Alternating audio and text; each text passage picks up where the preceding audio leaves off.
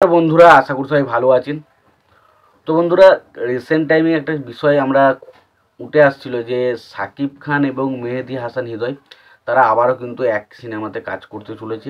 তো সেরকমই একটা ফাইনাল একটা রিপোর্ট আসছে যে সাকিব খানের সেই ছবিটার নামও আমরা শুনতে পেয়েছিলাম। ছবিটার নাম অনেকে বলছেন কি ছবিটার নাম হতে চলেছে এন্ট্রি। কিন্তু এখন যারা জানা যাচ্ছে এই ছবিটার নাম হয়তো সম্ভবত সময় আমরা চেঞ্জ হতে দেখতে পেতে পারি। এবং এটাও জানা যাচ্ছে এই ছবিটা কিন্তু ঈদে রিলিজ হবে না, এটা ঈদের বাইরে রিলিজ হবে ছবিটা। এবং বলে রাখি, এই ছবিতে নায়িকা হিসাবে কে থাকতে চলেছে সেইটা কিন্তু একটা বিভিন্ন রকমের যে বড় বড় ফেসবুক পেজগুলো রয়েছে তারা কিন্তু এটা আপডেট করছে। কে সাকিব খানের পরবর্তী আর সাকিব খান মেহেদী হাসান জুটির যে সিনেমাটা আসতে চলেছে, যেটার নাম অনেকে এখন বলছে এন্ট্রি, তো সেই সিনেমাতে নাকি নায়িকা হিসেবে কে থাকতে চলেছে সেটাই এখন আমাদেরকে জানাতে চলেছি। তো আশা করব ভিডিওটা খুবই ইন্টারেস্টিং হবে, ভিডিওটাকে আপনারা শেষ পর্যন্ত দেখতে থাকবেন। এবং যদি আপনারা আমার চ্যানেলে নতুন হয়ে থাকেন অবশ্যই আপনারা আমার চ্যানেলটা সাবস্ক্রাইব করে নিয়ে পাশে বেল আইকনটা অবশ্যই প্রেস করে দেবেন।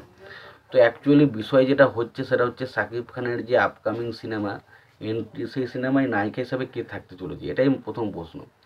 তো মোটামুটি যারা এই বিষয়ে আপডেট রাখেন বা যারা সাকিব খানের ছবি সম্পর্কে খবরাখবর রাখেন তারা মোটামুটি জানতে পেরে গেছেন যে সাকিব খানের যে পরবর্তী যে সিনেমাটা আসতে চলেছে সেই সিনেমায় নায়িকা হিসেবে থাকতে চলেছে মধুমিতা সরকার। হ্যাঁ, ঠিকই শুনেছেন, আমাদের কলকাতার একজন অভিনেত্রী যার নাম হচ্ছে মধুমিতা সরকার, তিনি কিন্তু সাকিব খানের বিপরীতে কাজ করতে চলেছেন। এটা কিন্তু পুরোপুরি বাজ উঠেছে, এখন কিন্তু অফিসিয়াল আপডেট কিন্তু এটা আসেনি। তবে যেহেতু বিভিন্ন রকমের বড় বড় ফেসবুক পেজ, ফেসবুক মানে প্রোফাইল থেকে এই আপডেটগুলো শেয়ার করা হচ্ছে, তো আশা করাই যায় হয়তো সম্ভবত এটা হতে পারে যে সাকিব খানের পরবর্তী সিনেমাতে আমরা হয়তো মধুমিতা সরকারকে দেখতে পেতে চলেছি। এবার দেখুন, মধুমিতা সরকার থাকলে যে বিশাল বড় একটা বুস্ট পাবে সেটা আমি বলছি না, কারণ মধুমিতা সরকারের এই মুহূর্তে দেখতে গেলে আমাদের কলকাতাতেও যে বিশাল জনপ্রিয়তা রয়েছে সেটা কিন্তু নয়, এটা একটা পরিষ্কার সত্যি কথা। কলকাতাতেও যে তার নামে সিনেমা চলে বা তার সে সিনেমায় আছে বলে মানুষজন সিনেমা দেখতে আসে, এটা কিন্তু হয় না।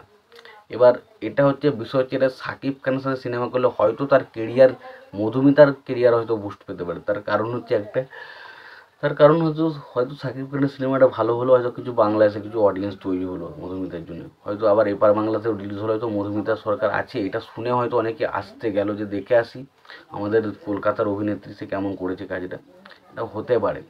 বাট এখন যদি আমি বলি যে দেখুন, মধুমিতা সরকার যে বিশাল নাম ডাক বা বিশাল নামি দামি কোনো নায়িকা সেটা কিন্তু নয়।